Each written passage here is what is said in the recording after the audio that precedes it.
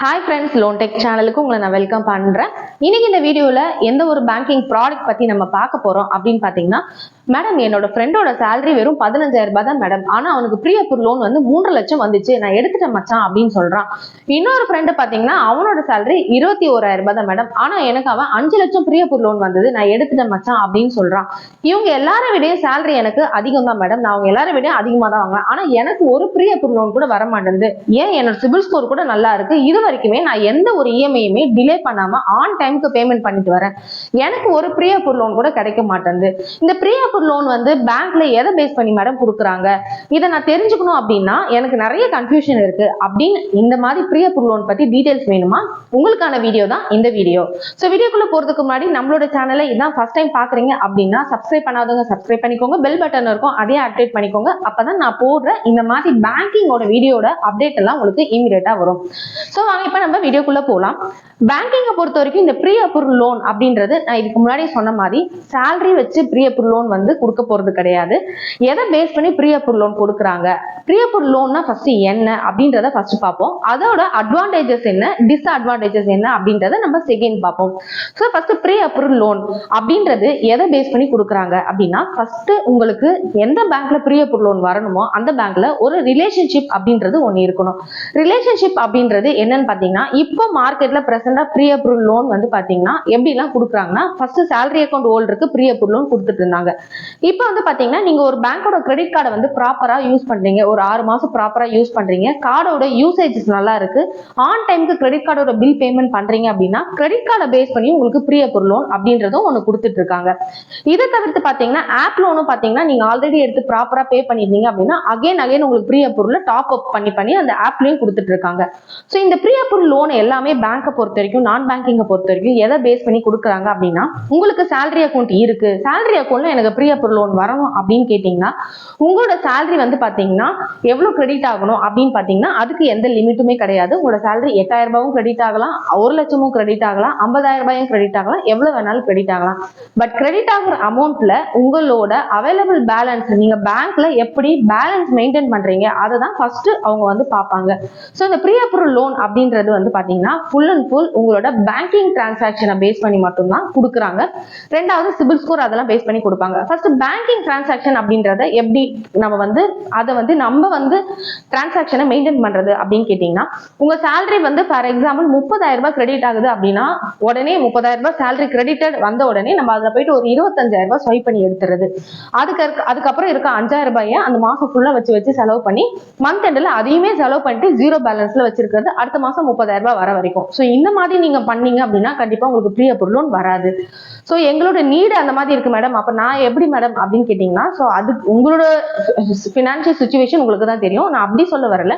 25,000 ரூபாய் உங்களோட சேலரி 30,000 ரூபாய் கிரெடிட் ஆகுதுன்னா 25,000 ரூபாய் ஒன் ஷாட்டா ஸ்வைப் பண்ணாம உங்களோட நீடை பொறுத்து, ஃபார் எக்ஸாம்பிள் உங்களோட ரெண்ட் நீங்க வந்து ஒரு 6,000 to 7,000 பே பண்றீங்கன்னா ரெண்ட் பே பண்றதுக்கு உங்களுக்கு ஒரு டைம் கொடுத்துருப்பாங்க.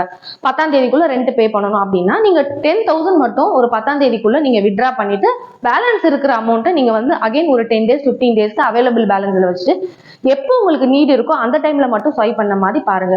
மேக்ஸிமம் உங்களோட அமௌண்ட் கிரெடிட் ஆன உடனே உங்க அக்கௌண்ட்ல இருந்து ஃபுல் அமௌண்ட் இல்ல மேக்ஸிமம் 90% அமௌண்ட் நீங்க வித்ட்ரா பண்ணிட்டீங்க அப்படின்னாலும் உங்களுக்கு ப்ரீ அப்ரூவ் லோன் வந்துறது வராது. அதே மாதிரி ப்ரீ அப்ரூவ் லோன்ல பேங்கிங் சைட்ல செக் பண்ற ஒரு விஷயம் என்னன்னு பாத்தீங்கன்னா, பேங்க் பேலன்ஸை செக் பண்ணுவாங்க. அது வந்து பாத்தீங்கன்னா பேங்கிங்ல ஆவரேஜ் பேங்க் பேலன்ஸ் அப்படின்ற ஒரு விஷயத்தை செக் பண்ணுவாங்க. இது கண்டிப்பா வந்து மந்த் எண்ட்ல கண்டிப்பா பார்ப்பாங்க. மந்த் எண்ட் அப்படின்ற டைம்ல நம்ம அக்கௌண்ட்ல வந்து 100 ரூபாய் 150 ரூபாய் இல்ல சில பேர் 2 ரூபாய் ஜீரோ பேலன்ஸ் இப்படி எல்லாம் மெயின்டைன் பண்ணோம் அப்படின்னா கண்டிப்பா தரமாட்டாங்க. மந்த் எண்ட் டைம்ல குறைஞ்சது நம்ம கிட்ட ஒரு 4,000 ரூபாய்ல இருந்து 5,000 ரூபாய் நம்ம அக்கௌண்ட்ல நம்ம வந்து மெயின்டைன் பண்ணணும். இது எதுக்கு அப்படின்னு பாத்தீங்கன்னா, ஒரு சிலர் வந்து சேவிங்ஸ் அக்கௌண்ட் தனியா வச்சிருப்பாங்க, சேலரி அக்கௌண்ட் வந்து பாத்தீங்கன்னா ஜீரோ அக்கௌண்டா இருக்கும். சோ என்ன பண்ணுவாங்க, நம்ம சேலரி அக்கௌண்ட் தான் ஜீரோ அக்கௌண்ட் ஆச்சு, அதனால நம்ம சேவிங்ஸ் அக்கௌண்ட்ல நம்ம கிட்ட இருக்க காசை வந்து சேஞ்ச் பண்ணி அதுல சேவ் பண்ணி வச்சுப்போம், நம்மளோட சேலரி அக்கௌண்ட் தான் ஜீரோ தானே, அதுல ஜீரோல இருந்தா கூட ஒன்றும் பிரச்சனை கிடையாது அப்படின்னு நீங்க என்ன பண்ணுவீங்க, உங்க சேலரி அக்கௌண்ட்ல இருக்கிற காசு எல்லாத்தையுமே உங்க சேவிங்ஸ் அக்கௌண்ட்டுக்கு மாத்தி அதுல மெயின்டைன் பண்ணுவீங்க. பட் அதனால நம்மளுக்கு எந்த யூஸ்மே கிடையாது. நம்ம சேலரி அக்கௌண்ட்ல மட்டும் தான் நம்மளுக்கு வந்து ப்ரீ அப்ரூவ் லோன் வரும். ஃபர்ஸ்ட் ப்ரீ அப்ரூவ் லோன் கொடுக்கறதுக்கு அவங்க செக் பண்ற விஷயம் நம்மளோட பேங்கிங் ஆவரேஜ் பேங்க் பேலன்ஸ். இந்த பேலன்ஸ் கண்டிப்பா மந்த் எண்ட்ல கம்பல்சரி செக் பண்ணுவாங்க. மந்த் எண்ட் டைம்ல நம்ம அக்கௌண்ட்ல காசு இல்லை அப்படின்னா நம்மளுக்கு கண்டிப்பா ப்ரீ அப்ரூவ் லோன் வந்து கொடுக்க மாட்டாங்க. ரெண்டாவது விஷயம், நம்மளோட சிபில் ஸ்கோர் கம்பல்சரி செக் பண்ணுவாங்க. அது எங்கனாலுமே சிபில் ஸ்கோர்ன்றது பார்த்து தான் நம்மளுக்கு லோன் கொடுப்பாங்க. சிபில் டிஃபால்ட் வந்து 550 550 600 இந்த மாதிரி உங்க சிபில் ஸ்கோர் இருந்ததுன்னா கண்டிப்பா கிடைக்காது. ஓரளவுக்கு டீசெண்டா 720 750 750க்கு மேல அப்படின்னா உங்களுக்கு இன்ஸ்டன்டா கிடைக்கும். சோ இந்த சிபில் ஸ்கோரும் கண்டிப்பா உங்களுக்கு வந்து செக் பண்ணுவாங்க. அடுத்து என்ன விஷயம் செக் பண்ணுவாங்க அப்படின்னு பாத்தீங்கன்னா, உங்களோட ப்ரீவியஸ் லோனோட ஹிஸ்டரி. ப்ரீவியஸா உங்களுக்கு என்னென்ன லோன் போயிட்டு இருக்கு அதோட இஎம்ஐ வந்து உங்க சேலரி அக்கௌண்ட்ல தான் போகுது அப்படின்னா அதோட இஎம்ஐஸ் வந்து கரெக்டா நீங்க பே பண்ணிட்டு இருக்கீங்களா, ஆன் டைம்க்கு அதோட இஎம்ஐ வந்து உங்க அக்கௌண்ட்ல இருந்து டெபிட் ஆகிட்டே இருக்கா. பவுன்சஸ் எதனா நீங்க பண்ணிருந்தீங்க அப்படின்னா அப்பயுமே ப்ரீ அப்ரூவ் லோன் வந்து வராது. ஆன் டைம் உங்களோட ப்ரீவியஸோட இஎம்ஐ எல்லாமே கிளியர் ஆயிட்டே இருக்கணும். அதாவது இஎம்ஐ வந்து 5ஆம் தேதினா 5ஆம் தேதிக்கு உங்க அக்கௌண்ட்ல இருந்து இஎம்ஐ ஆட்டோ டெபிட் வந்து எவ்ரி மந்த் ஆகணும். இது வந்து எவ்வளவு நாளுக்கு செக் பண்ணுவாங்க மேடம் அப்படின்னு கேட்டீங்கன்னா குறைஞ்சது ஒரு 6 மாசத்துக்கு கம்பல்சரி செக் பண்ணுவாங்க. ஏன்னா எப்பயுமே பினான்சியலை பொறுத்த வரைக்கும் கரண்டா நம்மளோட பினான்சியல் சிச்சுவேஷன் என்னன்னு செக் பண்ணுவாங்க. நிறைய கஸ்டமர் சொல்றீங்க என்கிட்ட, மேடம் இதுக்கு முன்னாடி நான் வந்து ப்ராப்பரா கட்டிட்டு தான் இருந்தேன் மேடம், இப்போ என்னோட பினான்சியல் சிச்சுவேஷன் வந்து பாத்தீங்கன்னா கொஞ்சம் ப்ராப்ளம் ஆயிடுச்சு, மெடிக்கல் இஷ்யூ ஆயிடுச்சு, அதனால இப்பதான் மேடம் கட்டல. ஆனா நான் முன்னாடி வந்து லோன்லாம் நிறைய நான் எடுத்தேன் மேடம், அதெல்லாம் நான் ப்ராப்பரா தான் கட்டினேன், அதை வச்சு நீங்க இப்ப கொடுக்க மாட்டீங்களா அப்படின்னு கேக்குறீங்க. அப்படி கிடையவே கிடையாது. கரண்டா என்ன சிச்சுவேஷனோ அதை தான் பார்ப்பாங்க. ஏன்னா நம்ம இப்போ லைவ்ல எப்படி இருக்கும், நம்ம பினான்சியல் சிச்சுவேஷன் எப்படி இருக்கு, இப்போ நம்ம வந்து பேமெண்ட் பண்ண முடியாத சிச்சுவேஷன்ல இருந்தோம் அப்படின்னா கண்டிப்பா கொடுக்க மாட்டாங்க. கரண்ட் சிச்சுவேஷன் மட்டும் தான் நம்மளுக்கு பார்ப்பாங்க. ஸோ அதனால ப்ரீ அப்ரூவல் லோனுக்கு பொறுத்த வரைக்கும் லாஸ்ட் 6 மந்த்ல எந்த பவுன்சஸும் இருக்கக்கூடாது. பேங்க் பேலன்ஸ் ஆவரேஜா மெயின்டைன் பண்ணணும். சேலரி கிரெடிட் ஆன உடனே ஃபுல் அமௌண்ட்டையும் வித்ரா பண்ணிட்டு எடுத்துட்டு போக கூடாது. ஓரளவுக்கு ஒரு 10ஆம் தேதி, ஒரு 20ஆம் தேதி, ஒரு 25 மந்த் எண்ட்ல இந்த மாதிரி ஒரு ஆவரேஜா ஒரு பேலன்ஸ் அக்கௌண்ட்ல வந்து ஒரு 5000 ரூபாய் 4000 ரூபாய் அந்த மாதிரி நீங்க மெயின்டைன் பண்ணிட்டு வரணும். இதெல்லாம் பேஸ் பண்ணி தான் ப்ரீ அப்ரூவல் லோன். இந்த ப்ரீ அப்ரூவல் லோன் யாரை சாங்ஷன் பண்ணுவாங்க அப்படின்னு கேட்டீங்கன்னா யாரும் மேனுவலா சாங்ஷன் பண்ண மாட்டாங்க. உங்களுக்கு ஆட்டோமேட்டிக்கா சிஸ்டம் அப்ரூவ் கொடுக்கறது மட்டும்தான். அது மட்டும்தான் சிஸ்டம் மட்டும்தான் நம்மளுக்கு வந்து இந்த லோன் அமௌண்ட்டை பிக்ஸ் பண்ணி கொடுக்கறது. நீங்க கேள்விப்பட்டிருப்பீங்க, உங்களோட ஃப்ரெண்ட்ஸ் யாருன்னா வந்து 20,000 ரூபாய் சேலரி வாங்குவாரு, ஆனா 5 லட்சம் ப்ரீ அப்ரூவல் லோன் வந்திருக்கும். ஒரு சிலர் வந்து பாத்தீங்கன்னா 50,000 ரூபாய் சேலரி வாங்குவாங்க, ஆனா ப்ரீ அப்ரூவல் லோன் பாத்தீங்கன்னா அவங்களுக்கு 1.5 லட்சம் தான் கொடுப்பாங்க. சோ இது எதை பேஸ் பண்ணி கொடுக்குறாங்க, அந்த சைட்ல இருந்து சிஸ்டம் சைட்ல இருந்து ஒரு பர்சன் உட்காந்து இதை அப்ரூவ் பண்றாரா கேட்டீங்கன்னா அப்படி கிடையாது. சிஸ்டம் கொடுக்கறது மட்டும் தான். சிஸ்டமே உங்களோட அதர் டீடைல்ஸ் எல்லாமே புல் பண்ணிட்டு எல்லா டீடைலையும் கேதர் பண்ணிட்டு அதர் லோன்ஸ் எல்லாம் போனது போக இவருக்கு இவ்வளவு கொடுத்தா பேமெண்ட் பண்ண முடியும், இவருக்கு இப்படி கொடுத்தா வரும் அப்படின்றது ஒரு சிஸ்டமேட்டிக்கா, சிஸ்டம் மேனுவல் ப்ராசஸ் இல்லாம சிஸ்டமேட்டிக்கா ப்ராசஸ் பண்ணி கொடுக்கறது தான் இந்த pre approval loan.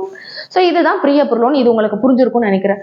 Pre approval லோனோட advantages என்ன அப்படின்றத ஃபர்ஸ்ட் பார்ப்போம், அதுக்கப்புறம் டிஸ்அட்வான்டேஜஸ் என்னன்றதை பார்ப்போம்.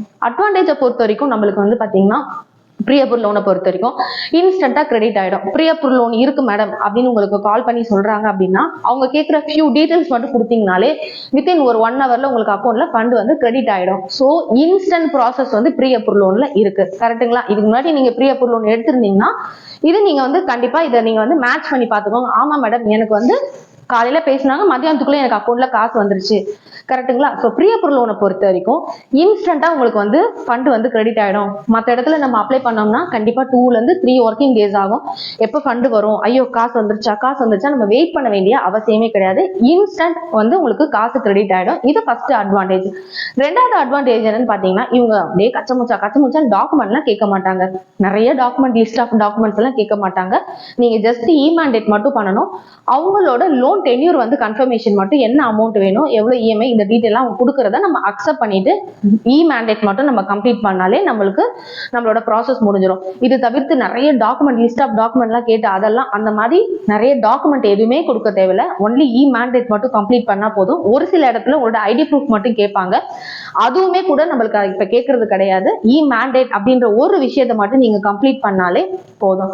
மூணாவது அட்வான்டேஜ் என்ன அப்படின்னு பாத்தீங்கன்னா உங்களுக்கு வெரிஃபிகேஷன் அப்படின்ற ஒரு விஷயமே ப்ரீ அப்ரூவல் லோனை பொறுத்த வரைக்கும் இருக்காது. இன்ஸ்டன்டா கிரெடிட் ஆகறதுனால வீட்டுக்கு வெரிஃபிகேஷன் வர்றது, உங்க ஆபீஸ்க்கு வெரிஃபிகேஷன் வர்றது, உங்களுக்கு கால் பண்ணி கன்ஃபர்மேஷன் பண்றது, இந்த மாதிரி டிலேவாவே இருக்காது. வெரிஃபிகேஷன் அப்படின்ற ஒரு விஷயமே இல்லாம ஆன் தி கால்லே உங்களுக்கு எல்லாத்தையும் முடிச்சுட்டு மேக்ஸிமம் 1 ஹவருக்குள்ள உங்களுக்கு இன்ஸ்டன்டா கிரெடிட் ஆயிடும். ஸோ வெரிஃபிகேஷன் அப்படின்ற ஒரு விஷயமும் நம்மளுக்கு இருக்கவே இருக்காது.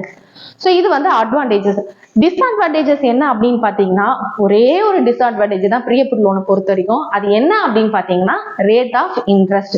ஸோ டிஸ்அட்வான்டேஜ்ல ரேட் ஆஃப் இன்ட்ரெஸ்ட் அப்படின்றது ப்ரீ அப்ரூவல் பொறுத்த வரைக்கும் கண்டிப்பா அதிகமா தான் இருக்கும். அதிகமா இருக்குன்னா 30% 40% கிடையாது. நார்மலா ப்ராசஸ் பண்றது ஒரு 12% வருதுன்னா ப்ரீ அப்ரூவல் லோனை பொறுத்த வரைக்கும் அது 15-16 இருக்கும். பட் ரேட் ஆஃப் இன்ட்ரெஸ்ட்ன்றது ரொம்ப கொஞ்சம் அதிகமா தான் வரும். பட் ரொம்ப அதிகமா வராது, ஓரளவுக்கு அதிகமா வரும். ஸோ டிஸ்அட்வான்டேஜ்ன்றது உங்களுக்கு இந்த ரேட் ஆஃப் இன்ட்ரெஸ்ட் அப்படின்ற ஒரே ஒரு விஷயம் மட்டும்தான். அதுவுமே நீங்க அவங்க கிட்ட கேட்கலாம், எனக்கு ரேட் ஆஃப் இன்ட்ரெஸ்ட் கொஞ்சம் அதிகமா இருக்கு, கொஞ்சம் கம்மி பண்ணுங்க அப்படின்னு கேட்டீங்கன்னா அவங்க சைட்ல அதுக்கான ஆப்ஷன் இருந்ததுன்னா கண்டிப்பா அதை கம்மி பண்ணி கொடுப்பாங்க.